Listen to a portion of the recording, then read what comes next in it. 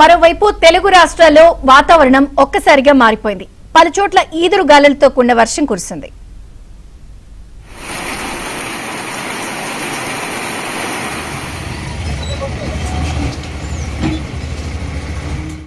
భానుడి భగభగలతో అల్లాడిపోయిన తెలుగు రాష్ట్రాల ప్రజలకు కాస్త ఉపశమనం కలిగింది. హైదరాబాద్ లో పలుచోట్ల ఈదురుగాలులతో కూడిన వర్షం పడింది. పెద్దపల్లి జిల్లాలో ఒక్కసారిగా వాతావరణం మారిపోయింది. సుల్తానాబాద్, ఓదెల కాల్వ, శ్రీరాంపూర్ మండలాల్లో వర్షం కురిసింది.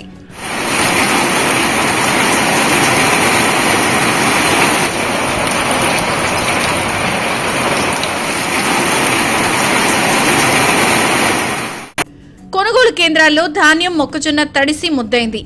దీంతో రైతులు ఆవేదన వ్యక్తం చేస్తున్నారు.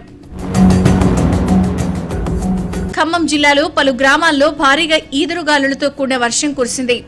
ప్రధాన రహదారిపై చెట్లు, విద్యుత్ స్తంభాలు పడిపోయాయి. భారీగా వీచిన ఈదురుగాలులకు రేకుల షెడ్లు ఎగిరిపడ్డాయి.